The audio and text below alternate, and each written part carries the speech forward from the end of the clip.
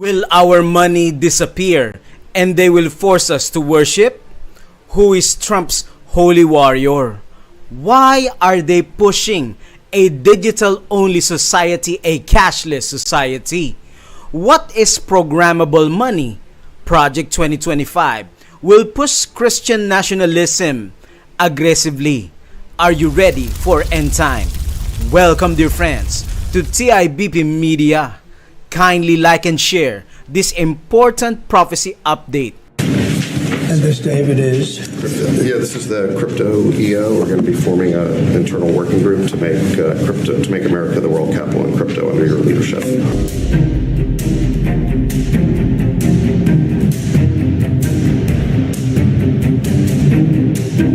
The movement for integrating Christianity into public life and national governance is growing intensity. Christian nationalism is becoming increasingly aggressive and influential as its supporters advocate for a political system that imposes Christian values on society. They argue that our institutions should reflect their religious beliefs and views, and they want to use the state's power to promote policies that incorporate biblical ideas into the nation's cultural fabric. Meet Russell Vought, the newly appointed director of the powerful Office of Management and Budget. Russ is an architect of the infamous Project 2025 and has made numerous remarks about the need to Christianize America. One of those correctives is that we're a nation under God. So we talk about being a nation that's for God. That's a consensus that we want to renew in this country, that we have religious liberty, but it cannot come from this notion that a country isn't understanding the reality that it has to obey God, and there is only one true God, and that is Jesus Christ our Lord. You hit upon the first priority of our organization is to regain a notion in this country, a consensus that we're not founded, and that should be shared by everyone, even if they have religious liberty for another faith, but that to the extent that you don't have that consensus, you have a culture and a nation that just disintegrates. I find these remarks from a government official alarming.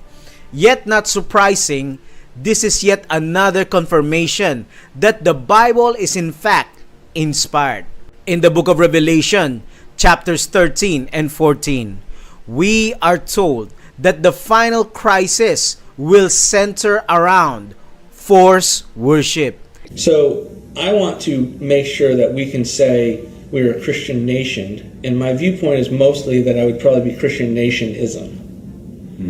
That's pretty close to Christian nationalism. Can we, if we're going to have legal immigration, can we get people that actually believe in Christianity? He's implicitly stating that he wants to craft policies that cater to Christian faith. Does the Bible teach Christian nationalism? Is the end-time gospel about Christians conquering nations? Before Jesus ascended to glory, he met with the remaining 11 of his chosen disciples and commissioned them to go and make disciples of different kinds of people, baptizing them and teaching them.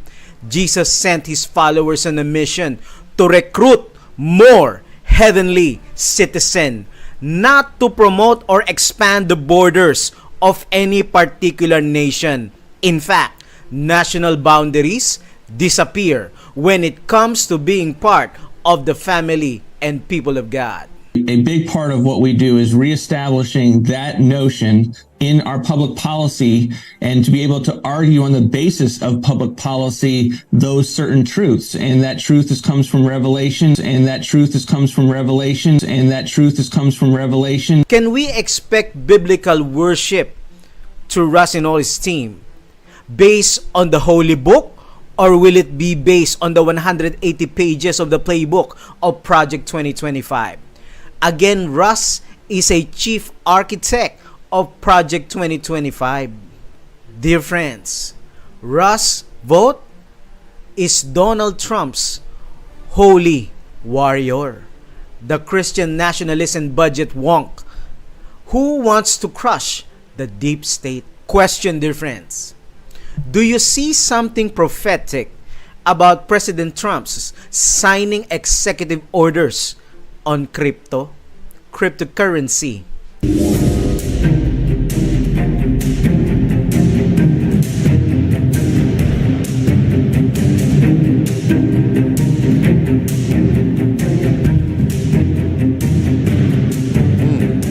Bitcoin surges. U.S. President Donald Trump signed an executive order on Thursday to create a cryptocurrency task force. The group will develop new regulations for digital assets and explore building a national cryptocurrency stockpile. This move follows Trump's promise to revamp U.S. crypto policy and position himself as a crypto president. Now notice, if you missed The it, order ensures banking services for crypto companies are protected. It also bans the creation of a central bank digital currency, CBDC, in the U.S. Why are they pushing a digital-only society? Going cashless, bad for tax cheats, privacy, and poor. In a digital-only economy, governments and banks could take control of your finances and life with the flick of a switch. They could leave you without a penny. One of the dangers of the digital currency is, number one, it is programmable. Number two, it operates with smart contracts. Process payments when certain conditions are met. One more time, dear friends. This new type of money uses smart contracts. How? To automatically process payments when certain conditions are met. Why does Trump want regulation on cryptocurrency? what are the tools of the new world? Everybody should have a digital ID. Everybody should have a bank account. Everybody should have a smartphone. Okay. Then anything can be done. Everything else is built on that. Because we were talking about this Yeah. before we came onto the panel. The three basic things: a smartphone, a bank account, and a digital ID. Yes. That's where every nation. In India, it's been begin. named by the Prime Minister the JAM Trinity. Jandan, which is the bank account, Aadhaar, the ID, and mobile. While digital ID systems are only just starting to be rolled out, the research and development so far suggests that your digital ID will be connected to absolutely everything. It'll be linked to the assets you own. It'll be integrated into voting systems, and it could even be required to access the internet. However, it should be clear by now that digital ID systems have the power to become more evil than anything. Besides making changes to your actual digital ID, the government or private company would have the power to prevent you from purchasing goods or accessing services. In short, a digital ID system would be one of the total top-down control with no escape. And it's a system that every single country will be rolling out in the coming months and years. The source of the push for the digital ID? The answer is the United Nations. The United Nations is very keen to introduce a global digital ID system that is linked to individuals of bank accounts.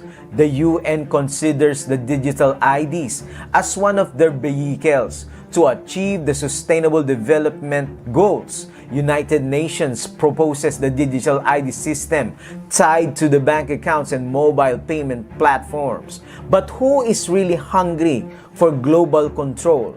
And who made a move in monitoring all people on planet Earth? The World Economic Forum. We're about to, and I'll say this boldly, we're about to abandon the traditional system of money and accounting and introduce a new one. And the new one, the new accounting, is what we call blockchain. It means digital.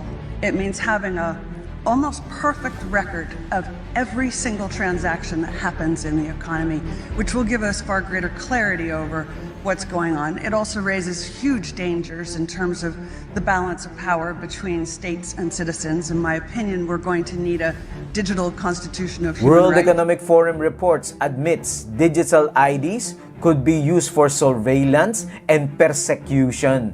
The World Economic Forum has admitted in a new report that digital IDs are inclusionary by nature and can facilitate the identification, surveillance, and persecutions of individuals or groups. Those who will resist complying with the policies of the New World Order or refuse to accept the mark of the beast will be excluded from accessing some benefits. They have placed the disciples of Christ under surveillance of what they need to do. They guarded the tomb and placed the seal of Rome in the tomb of Jesus. Placed surveillance all over the disciples of Christ to persecute them.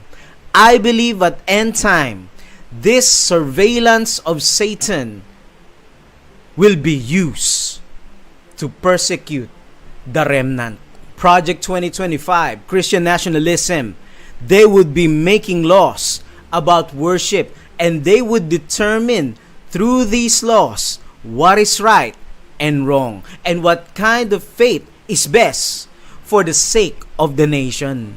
Dear friends, these were the same scenes that transpired during the rise of papal supremacy. During the Dark Ages, it was the papacy that determined what was right and wrong. It was the papacy that decided what truth was. There was no higher appeal than the Pope of Rome. The Pope was both the spiritual head of the church, and he also held temporal powers over the affairs of the state. All political powers bowed to Rome in order to obtain her favor. Revelation 17 verse 18. And the woman which thou sawest is that great city, which reigneth over the kings of the earth. This prophecy describes the global influence that Babylon would have over the nations of the world. It is happening again. The Bible clearly predicts that Rome would once again seduce and control the kings of the earth to make them carry out her wishes. We can clearly see fulfillment of these words today. Can we remain indifferent as we witness the accurate fulfillment of prophecy? Are we ready for the storm to break? Shall we fear and tremble or prepare ourselves for the trying hour that is coming upon the whole earth? Soon God's restraining power will be removed and our world will never be the same again. Jesus said, "Lay up treasures in heaven." If we can make Jesus the only treasure in life, we have everything in life. Is Jesus the priority of your life? Following the commandments, daily surrendering to His will. No evil can overcome us.